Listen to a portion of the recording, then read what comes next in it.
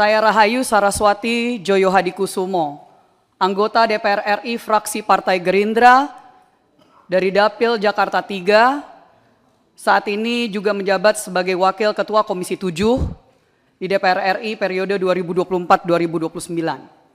Namun seperti tadi yang disampaikan oleh Bapak Ketua Komisi, saya hadir pada hari ini bukan hanya sebagai anggota DPR RI yang mewakili rakyat Indonesia, tapi juga saya hadir di sini sebagai Ketua Jaringan Nasional Anti Tindak Pidana Perdagangan Orang yang sudah diinisiatif didirikan pada saat saya masih menjabat sebagai anggota DPR RI periode 2014-2019 di tahun 2018.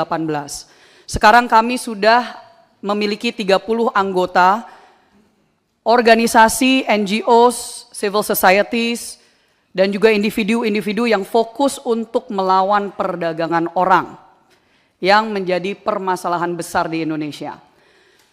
Saya tidak akan terlalu panjang lebar karena nanti saya akan serahkan kepada rekan saya yang merupakan Ketua Harian Jaringan Nasional Anti TPPO.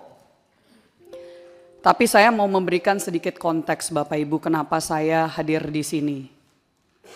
Dan kenapa urusan Saudara Rudy Soik ini menjadi sesuatu yang saya secara pribadi angkat. Karena penting untuk konteks ini. Yang pertama, saya mohon izin juga kepada yang saya hormati tentunya jajaran dari Polda NTT. Izin Pak Kapolda dan Bapak-Bapak sekalian, mungkin Bapak tidak begitu mengenal. Tadi saya mendengar di awal Bapak tidak begitu mengenal Saudara Ibda Rudy Soik. Saya sudah mengenal beliau bertahun-tahun.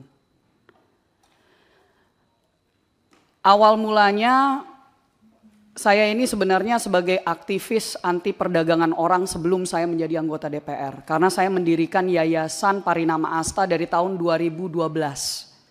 Saya menjadi anggota DPR RI pertama kali 2014. Saya memulai perjuangan melawan perdagangan orang dari tahun 2009. Di tahun 2018 waktu saya menginisiatif untuk mendirikan Jaringan Nasional Anti TPPO, saya bertemu dengan tokoh-tokoh luar biasa seperti Romo Pascal. Di samping saya, ketua harian kami adalah Romo Krisantus Pascalis Saturnus. Tahun lalu beliau yang saya yakin di Komisi 3 yang adalah incumbent petahana sudah sangat mengenal nama beliau. Karena beliau adalah tokoh anti perdagangan orang yang waktu itu juga harus berhadapan dengan oknum dan sindikat. Dan beliau juga mendapatkan fitnah yang sangat luar biasa dan akhirnya didengar oleh waktu itu Menko Polhukam saat itu. Jadi Bapak Ibu sekalian, kami hadir di sini juga bersama dengan yang bersangkutan langsung selain dari Romo Pascal ada Ibda Rudy Soik yang duduk di sebelah kanan bersama dengan istri beliau dan juga tim advokasi dan izin juga ada di balkon yang tidak bisa masuk ke dalam ruangan. Ada tokoh-tokoh juga yang sudah mengenal Saudara Rudy Soik sudah bertahun-tahun juga dan bersama-sama melawan sindikat-sindikat yang ada di NTT dan di dunia ini. Tapi terutama saya mau meng-highlight ada Suster Lauren dan Pendeta Emi Sahertian. Mereka berdua yang dikenal Bapak Ibu sebagai suster dan pendeta kargo. Karena yang setiap hari, setiap tahun ratusan jenazah PMI mereka terima di NTT. Hampir setiap tahun ratusan jenazah warga negara Indonesia, warga NTT mereka terima. Dan mereka juga hadir di sini untuk memberikan kesaksian jika kapanpun Bapak Ibu memerlukan sebagai tokoh-tokoh yang memang dihormati dan sudah sangat mengenal dengan saudara Rudy Soik. Izin pimpinan sedikit background karena awalnya jujur saya tidak mau mengangkat ini ke publik waktu masih persoalan demosi, dimutasi ke Papua dan seterusnya.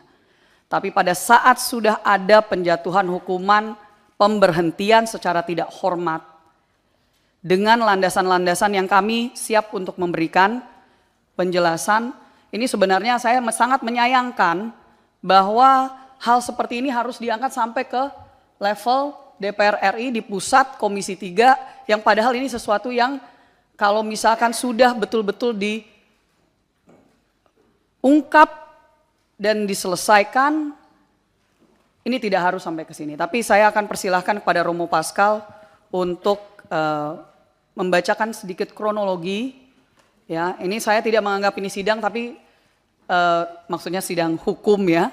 Tapi saya berharap di sini para anggota DPR RI yang terhormat, para wakil rakyat bisa mengetahui dari dua sisi. Silakan Romo Pascal. Mohon maaf, apakah materi sudah dikasih? Sudah ada di atas. Oke. Ke teman-teman di Japri ya, sekretariat, PDF-nya. Oke. Dan print out-nya juga diberikan. Silakan. Jadi maksud saya Romo Pascal highlight aja yang terpenting. Oke. Silakan Romo. Baik, terima kasih pimpinan, Bapak Ibu semua yang kami hormati, Dewan yang kami muliakan, Bapak Kapolda yang terkasih dan juga semua anggota Polri yang ada di sini, Ibu Saraswati yang juga kami hormati, ketua kami. Izin kami menyampaikan kronologi penanganan penyelidikan kelangkaan dan niaga BBM subsidi yang berakhir dengan pemecatan Ibda Rudy Soik dari Dinas Polisi Republik Indonesia.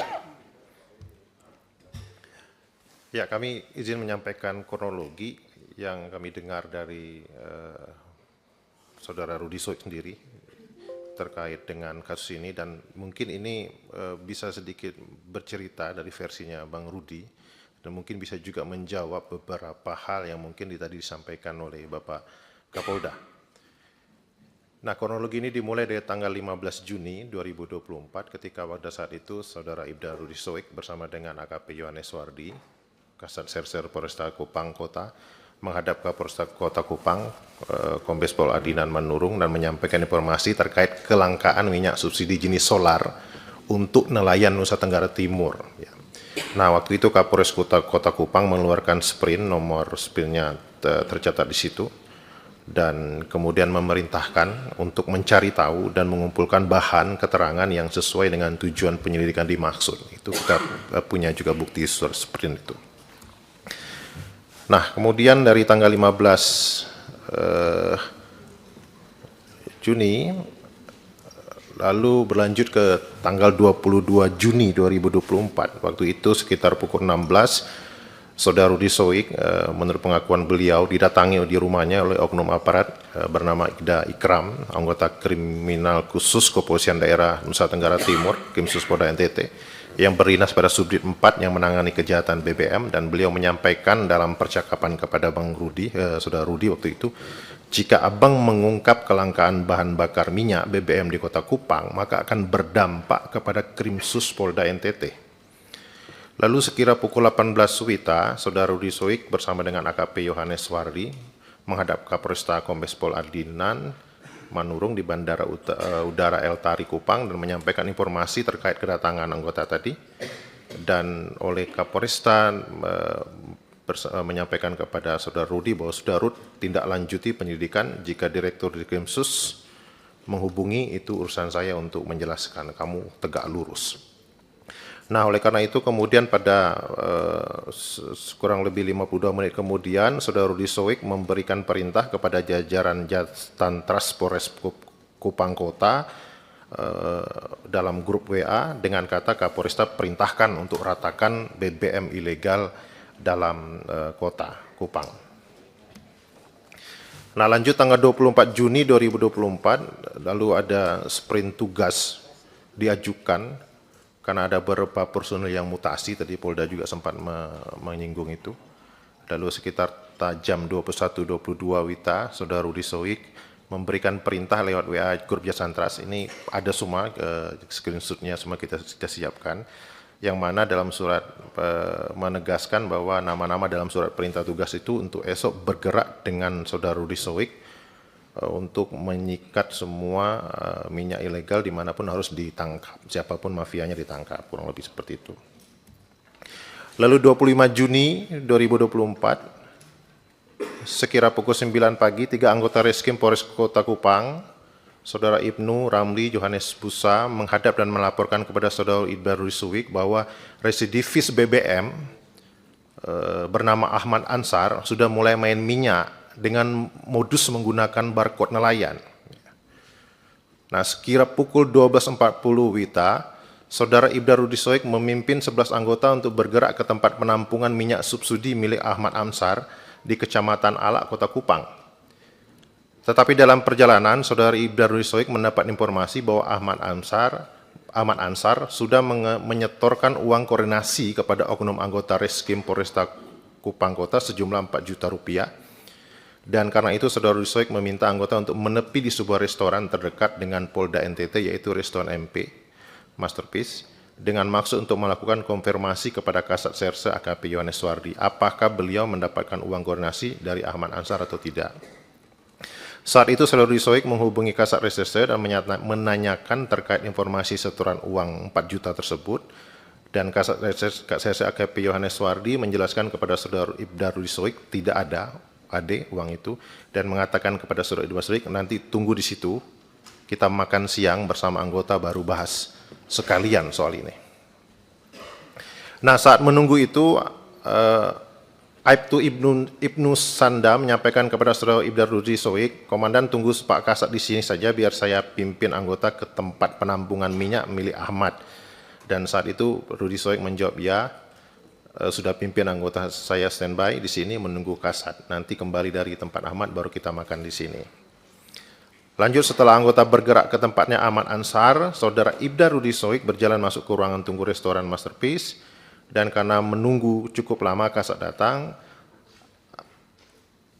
dan anggota kembali dari lokasi penampungan milik Ahmad Ansar. Agak lama, maka Saudara Rudi Soik membuka HP dan melihat story di WA yang di situ Saudara Ibda Rudi Soik melihat HP junior beliau aktif yang disebutkan tadi. Lalu beliau coba menghubungi 2 orang junior Polwan yang bertugas di Polda NTT dan menyampaikan kakak ada makan di restoran Masterpiece. Kalau mau gabung nanti silakan merapat. Lalu kedua Polwan menjawab, oke kakak kami merapat, tapi kami tidak bisa lama karena mau antar anak les dengan waktu yang bersamaan. Lalu Kasat Reserse mereka masuk sama-sama ke restoran itu dan masuk ke ruangan VIP dan mencicipi makanan yang dihidangkan di meja ruangan VIP. Saya nggak tahu ini benar nggak Rudi karaoke siang-siang hari ini.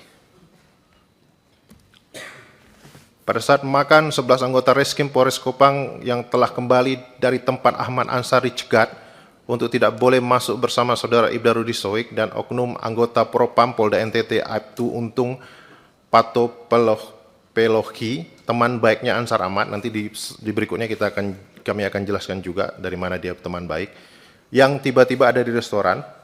Selanjutnya anggota Propam Polda NTT lainnya yang ada di parkiran masuk ke ruangan VIP bertemu Saudara Ibda Rudi Soik dan bertanya, lagi buat apa Rud? Saudara Ibda Rudi Soik menjawab, kami lagi makan. Selanjutnya beliau keluar dan melihat anggota beliau tetap berada di parkiran, bertanya kepada mereka, kenapa tidak masuk? Lalu mereka menjawab bahwa mereka dilarang oleh oknum Paminal atas nama Aibtu Untung Pato Pelohi atas kejadian itu. Lalu Saudara Ibda Rudi Soik melaporkan kepada Kapolresta Kupang, dan Kapolresta Kota Kupang menyampaikan kepada Saudara Rudi Soik ada musuh dalam selimut. Ada screenshot WA-nya. Dan kemudian Saudara Rudi Soik bertanya kepada Saudara Aibtu Untung Pato Pelohi, kenapa melarang anggota saya masuk dalam ruangan? Dan kemudian dijawab, beta pas masuk di parkiran anggota semua ada di situ, jadi beta bilang balisu. 26 Juni 2024, Saudara Ibda Rudi Soik melakukan pengecekan terkait perizinan penampungan minyak milik Ansar Ahmad pada salah satu oknum dinas perikanan pada saat itu, dan Ibda Rudi Soik mendapatkan informasi terkait nama Lau Aguan, seorang pengusaha kelahiran Cilacap yang memiliki lebih dari 6 kapal penangkap ikan yang diberikan rekomendasi oleh Dinas Perikanan dan Kelautan Provinsi NTT sebagai pengguna minyak subsidi jenis solar. Lalu kemudian saudara Ibda Rudi Soik mencoba mencari informasi mengenai cara menggunakan barcode pada BBM subsidi, dan beliau peroleh adalah pada saat pengisian BBM subsidi semua orang wajib memiliki barcode atas nama sendiri, apalagi pengisian BBM yang kapasitasnya besar. Jadi Ahmad Ansar ini tidak memiliki barcode. Selanjutnya dalam proses penyelidikan, saudara Ibda Rudi Soik juga mendapatkan informasi bahwa ada anggotanya melakukan pengawalan pembelian minyak subsidi oleh saudara Ahmad Ansar. Sejak tanggal 15 Juni 2024, oknum anggota tersebut yang merupakan anggota Polres Kota Kupang yang juga merupakan booster atas nama Muhammad Kalumba telah menerima setoran dari Ahmad 4 juta rupiah yang kemudian terkonfirmasi melalui pengakuan Bribka Muhammad Kalumba kepada saudara Ibda Rudi Soik bahwa yang dia terima adalah uang sebesar 3.800.000 rupiah. 27 Juni, saudara Ibda Rudi Soik bersama anggota Jasantra Polres Kota Kupang melanjutkan penyelidikan yang mendatangi rumah Ahmad Ansar. Sesampainya di tempat penampungan minyak saudara Ahmad Ansar, saudara Ibda Rudi Soik bertanya kepada saudara Ahmad Ansar, apakah pada tanggal 15 Juni 2024 pernah membeli minyak jenis solar dan benar pernah memberikan uang kepada anggota Bribka Muhammad Kalumda. Jadi ini kronologi 27 Juni ini adalah kronologi di mana saudara Rudi Soik memastikan bahwa Ahmad Ansar ini pertama tidak punya izin untuk menampung minyak, tidak punya juga barcode, dan dia juga punya track record sebagai pemain BBM mafia. Nanti mungkin bisa dibaca di slide biar saya mempercepat waktu. Ya, kami mungkin karena waktu izin pimpinan kami langsung ke kesimpulan paparan. Pertama, kami ngerasa teman-teman jaringan Jarnas dan juga teman-teman di NTT melihat adanya skenario kriminalisasi terhadap Ibda Rudi Soik secara terstruktur, masif, dan sistematis oleh oknum polisi yang mengatasnamakan Polda NTT untuk menghentikan langkahnya dalam mengungkap kejahatan penyeludupan BBM bersubsidi yang diperuntukkan bagi rakyat kecil. Yang kedua, menurut kami adanya perampasan hak ekonomi kerakyatan, hak atas BBM subsidi, yang sangat dapat berdampak pada masalah-masalah sosial lainnya, tindak pidana perdagangan orang yang disebut oleh pimpinan kami tadi, kemiskinan yang meningkat di mana-mana, dan ada indikasi keterlibatan oknum aparat kepolisian di situ. Yang ketiga, kami merasa negara absen dalam menjamin kesejahteraan dan keamanan bagi rakyat dengan adanya pembiaran kasus mafia BBM bersubsidi berulang di NTT.